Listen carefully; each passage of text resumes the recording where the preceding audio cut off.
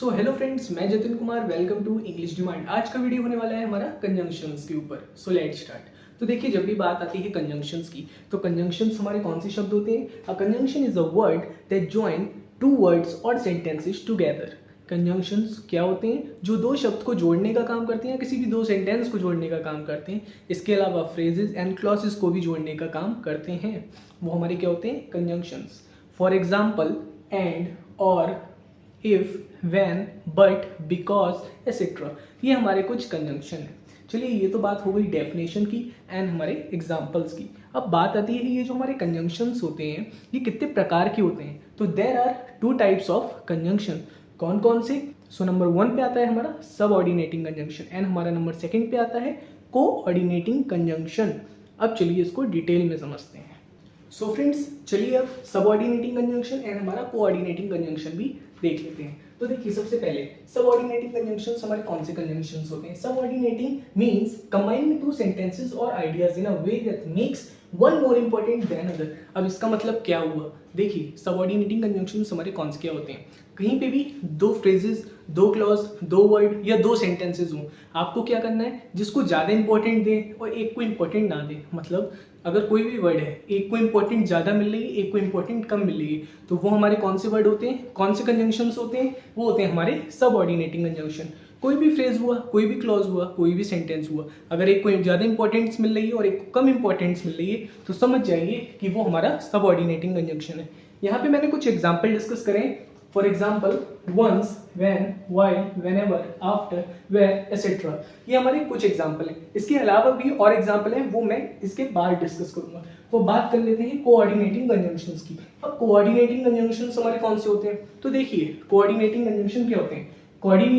Coordination means combining two sentence और ideas that are of equal value. देखिए, कोई भी हमारे दो वर्ड हुए, दो सेंटेंस हुए, दो फ्रेज हुई, दो क्लॉज हुए। अब जिसमें इक्वल वैल्यू दी जा रही हो, किसको इक्वल वैल्यू दी जा रही हो? किसी भी दो वर्ड को, किसी भी दो सेंटेंस को, किसी भी दो फ्रेज को, किसी भी दो क्लॉज को अगर इक्वल वैल्यू दी जा रही है, तो वो हमारा कौन सा कंजंक्शन है? वो है हमारा कोऑर्डिनेटिंग कंजंक्शन। यहाँ पे भी मैंने फॉर एग्जाम्पल डिस्कस करें। इससे पहले आपको ये चीज याद रखनी है, आपको कोऑर्डिनेटिंग कंजंक्शन में अगर आपको ये सब याद नहीं रह रहे हैं, आप भूल जा रहे हैं, तो आप फैन वॉइस से ही याद कर सकते हैं। फैन वॉइस से मतलब क्या है? एफ से मतलब है फॉर, ए से आर, एन से नॉर, बी से बट, ओ से और, वाई से येट एंड एस से हमारा सो। तो यहाँ पे मैंने कौन से एग्जाम्पल लिए? फॉर, आर, नॉर, बट, और, येट, सो, एटसेट्रा। इसके अलावा भी और एग्जाम्पल्स हैं, वो मैं आपको इसके बाद डिस्कस करूंगा। तो एक बार आप जल्दी से इसका स्क्रीनशॉट लीजिए, उसके बाद हम लोग आगे बढ़ते हैं।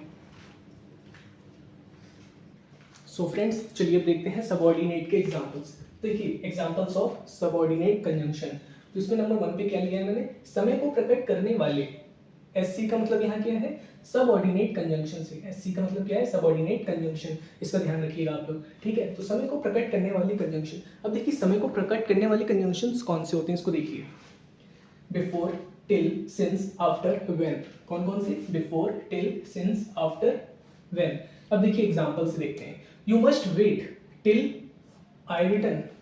You must wait till I return. अब देखिए, इसमें सेंटेंस में किसके बारे में बात हो रही है? समय के बारे में बात हो रही है। तो यहाँ पे हमने क्या लगाया है? यहाँ पे टिल। सेकंड पे देखते हैं, I have not seen her since Monday. मैंने कब से नहीं देखा है? मंडे से नहीं देखा है। तो ये टाइम पीरियड इसमें शोन हो रहा है ना, तो ये क्या है यहाँ पे? सिंस। ये हमें समय का दर्शा रहा है, समय को दर्शा रहा है। अब नंबर 2 पे देखते हैं, कारण प्रकट करने वाले। एससी का मतलब क्या हुआ? Subordinate conjunction. कारण को प्रकट करने वाले, कोई भी कारण हुआ उसको प्रकट कौन कौन करते हैं? तो बिकॉज, सिंस और एज, ये हमारा कारण भी प्रकट करते हैं। सिंस समय को भी दर्शाता है और हमारा कारण भी दर्शाता है। तो चलिए अब इसको देखते हैं। एग्जाम्पल देखते हैं। He failed because he did not work hard. वो फेल क्यों हुआ? क्योंकि उसने मेहनत नहीं की। किसने नहीं की? ही ने। He failed because he did not work hard. ठीक है, तो यहाँ पे बिकॉज हमें क्या बता रहा है? कारण बता रहा है। अब देखिए सेकंड देखते हैं। सिंस यू स्पीक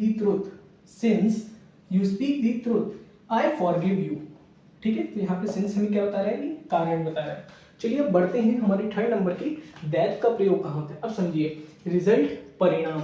रिजल्ट को हम क्या बोलते हैं हिंदी में? परिणाम। प्रकट करने के लिए होता है।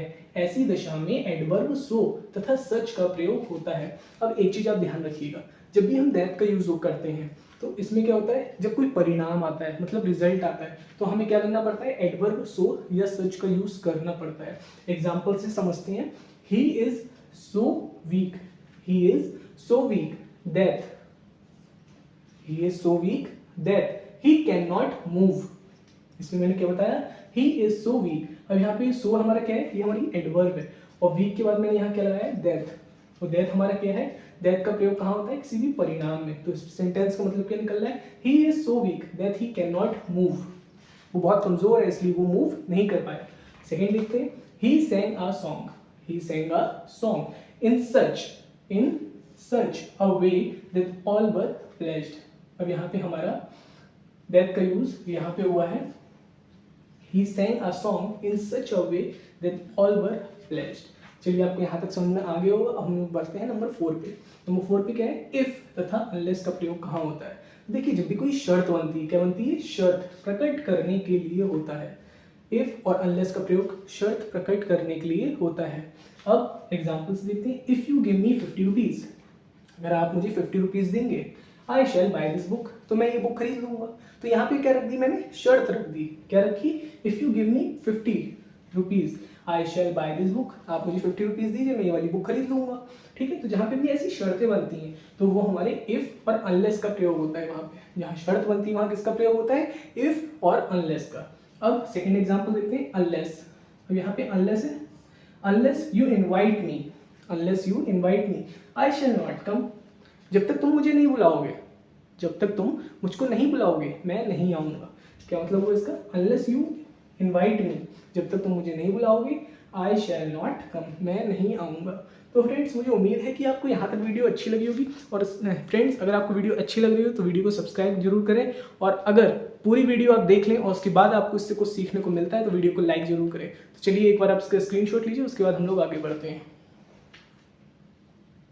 सो फ्रेंड्स अब नंबर 5 देख लेते हैं। देखिए नंबर 5 पे मैंने क्या लिया है, थो ऑल्थो का प्रयोग। अब इसका प्रयोग कहाँ करा जाता है, येट के साथ जोड़ के वाक्य में किया जाता है। किसके साथ जोड़ के, येट के साथ जोड़ के वाक्य में किया जाता है। किसका प्रयोग, थो ऑल्थो का प्रयोग। ठीक है, उसके बाद क्या लिखा है, ये कॉन्सेशन का भाव प्रकट करता है। अब बात जब आती है कॉन्सेशन की, ये कॉन्सेशन क्या होता है, कॉन्सेशन का मतलब होता है झूठ, झूठ का पता करता है। किसका भाव प्रकट करता है, झूठ का।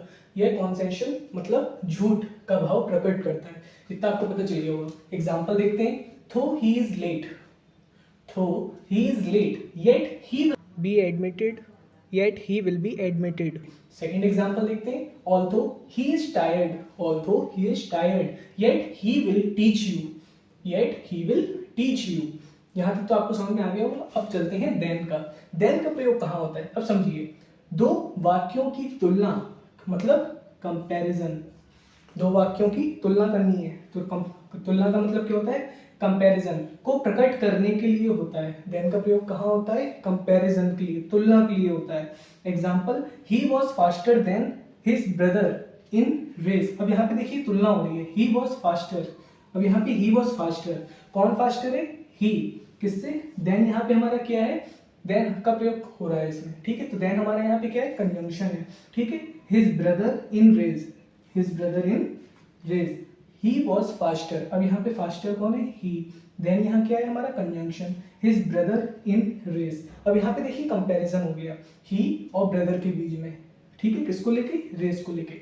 सेकेंड एग्जाम्पल देखते हैं, she was slower, she was slower than. अब यहाँ पे देन हमारा क्या है, conjunction, his brother in race. अब शी मतलब किसी भी लड़की के बारे में बात हो रही है तो she was slower, she was slower than his brother in race अपने। ठीक है, अब बात करते हैं 7 नंबर की, एस का प्रयोग कहाँ होता है। अब देखिए एस का प्रयोग होता है मैनर या ढंग के लिए। मैनर को हम लोग हिंदी में क्या बोलते हैं, ढंग, ढंग प्रकट करने के लिए किया करते हैं।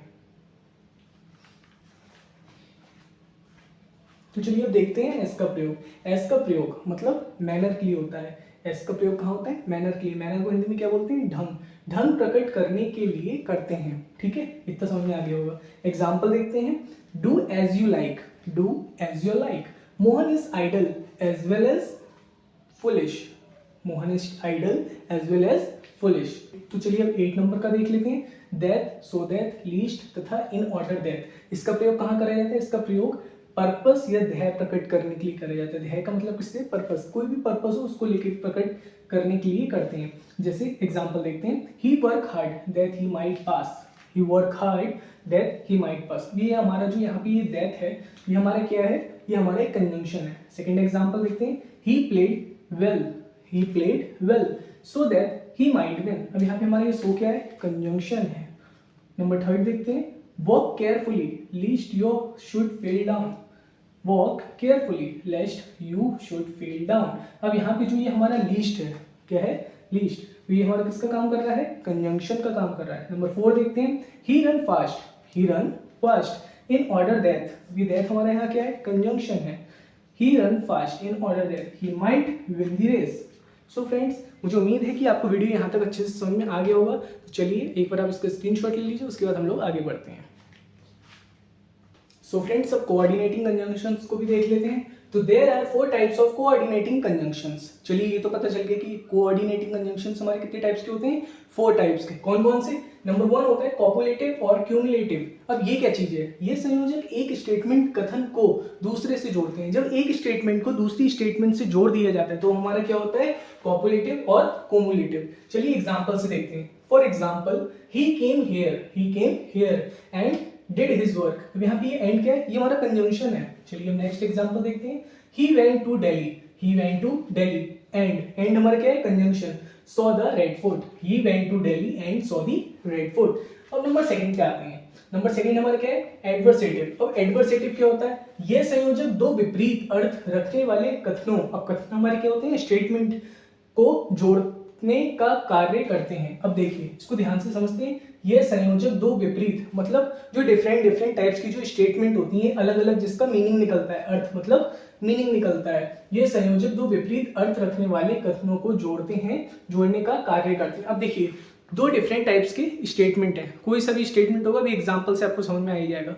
2 अलग अलग स्टेटमेंट है, उसको जब हम जोड़ देंगे तो वो हमारे क्या होते हैं? एडवर्सेटिव। ठीक है, तो चलिए अब एग्जांपल देखते हैं। जैसे he was angry still he said nothing. अब यहाँ हमारा जो स्टिल है वो क्या है? हमारा कंजंक्शन। अब चलिए सेकंड देखते हैं, he is poor but honest, he is poor but honest. तो ये हमारा क्या है? एडवर्सेटिव, और ये उसके एग्जांपल हो। अब नंबर 3 पे आते हैं। नंबर 3 हमारा क्या है? अल्टरनेटिव। अब ये अल्टरनेटिव क्या है? ये संयोजक दो विकल्पधारी कथनों को एक दूसरे से जोड़ते हैं, परंतु उनमें से केवल एक ही विकल्प को चुना जाता है। अब इसको समझिए। देखिए 2 स्टेटमेंट हैं, डिफरेंट टाइप की स्टेटमेंट है, कोई सी भी है, नेगेटिव भी हो सकती है, पॉजिटिव भी हो सकती है, अप एंड डाउन भी हो सकती है, कुछ भी हो सकता है, लेकिन डिफरेंस है, दोनों में डिफरेंस है। ठीक है, अब ये जो अलग अलग टाइप की जो स्टेटमेंट है, डिफरेंट टाइप की जो स्टेटमेंट है, इसको जब हमने जोड़ दिया तो उनमें से किसी एक को चुनना, वही हमारा क्या होता है? अल्टरनेटिव। क्या लिखा है इसमें? यह संयोजक दो विकल्पधारी कथनों को एक दूसरे से जोड़ते हैं। चलिए 2 डिफरेंट टाइप की हमारी स्टेटमेंट थी, उसको हमने जोड़ दिया, परंतु उनमें से केवल एक ही विकल्प को चुना जाता है। पर 2 स्टेटमेंट में से सिर्फ एक स्टेटमेंट को आपको चुनना होता है, वो हमारे क्या होते हैं? अल्टरनेटिव। एग्जाम्पल से समझते हैं, शी मस्ट वीप और she will die, she must weep, और अब यहाँ पे हमारा और क्या है? Conjunction, she will die. Second देखते हैं, walk carefully else you will fall down. अब यहाँ पे हमारा जो एल्स है वो क्या है? हमारा कंजंक्शन है। चलिए अब लास्ट देखते हैं, इलेटिव। ये संयोजक दो ऐसे वाक्य को जोड़ते हैं जो एक दूसरे में कारण और परिणाम दर्शाते हैं। अब इसको समझिए। 2 स्टेटमेंट हैं। कितने स्टेटमेंट है हमारे? 2। कैसे हैं? ये संयोजक दो ऐसे वाक्य हैं, स्टेटमेंट है, कुछ भी है। ठीक है, 2 टाइप के हैं स्टेटमेंट। ठीक है, 2 टाइप के स्टेटमेंट को हमने जोड़ दिया। ठीक है, जो एक दूसरे के कारण और परिणाम को दर्शाते हैं। किसी भी कारण, किसी भी परिणाम को जब दर्शाते हैं तो वो हमारे कौन से होते हैं? Illative conjunctions. कौन से होते हैं? Illative conjunctions. वही कंजंक्शन किस में आते हैं? कोऑर्डिनेटिंग कंजंक्शंस में आते हैं। और मैंने आपको यही बता दिया कि कोऑर्डिनेटिंग कंजंक्शंस जो होते हैं वो कितने टाइप्स के होते हैं? 4 टाइप्स के, कॉपुलेटिव और क्यूमुलेटिव, एडवर्सेटिव, अल्टरनेटिव एंड हमारा इलेटिव। ठीक है, अब बात आती है एग्जांपल्स की। हम इलेटिव के एग्जांपल पे थे। I can not see for it is very dark, I can not see for, अब यहाँ पे हमारा फॉर क्या है? वो हमारा एक कंजंक्शन है। I can not see for it is very dark. ठीक है, सेकंड देखते हैं, he worked hard, he work hard. So अब यहाँ पे हमारा सो क्या है, कंजंक्शन है, ही पास्ट, सो ही पास्ट। चलिए ये बात हो गई। अब देखिए मैंने आपको इसमें क्या क्या बता दिया, मैंने आपको ये बता दिया जो कोऑर्डिनेटिंग कंजंक्शंस हैं वो हमारे कितने टाइप्स के होते हैं, 4 टाइप्स के। कौन कौन से, कॉपुलेटिव और cumulative, number second adversative, number 3 alternative, number 4 illative. ठीक है, यहाँ तक आपकी बात समझ में आ गई होगी। इसके अलावा भी अब मैंने आपको यहाँ पे कुछ एग्जांपल दिए हैं, सब इंपॉर्टेंट कंजंक्शंस, इसको आप यूज करना करिए, इसको आप अपनी स्पीकिंग में भी यूज करिए और राइटिंग में भी यूज करिए बहुत, क्योंकि इसके बिना आप मतलब कोई भी अगर सेंटेंस लिखेंगे या कोई भी आप अपना ऐसे वगैरह लिखेंगे, ऐसे में बहुत काम आते हैं कंजंक्शन, स्पीकिंग में भी काफी काम आते हैं कंजंक्शन।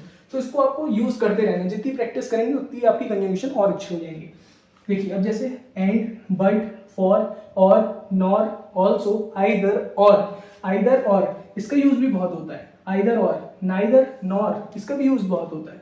सो, therefore, still, yet, only, else, otherwise, nevertheless. अब ये जो है नेवरदीलेस, ये एक ही वर्ड है, इसका जो यूज होता है वो एक ही वर्ड होता है, नेवरदीलेस। इसे नेवर नहीं पढ़ेंगे, नेवरदलेस ये नहीं पढ़ेंगे, नेवरदीलेस, एज वेल एज। ठीक। सो फ्रेंड्स इस वीडियो में इतना ही। अगर आपको वीडियो अच्छी लगी हो तो वीडियो को लाइक करिए, चैनल को सब्सक्राइब करिए एंड अपने फ्रेंडों के साथ शेयर करिए। Thanks for watching.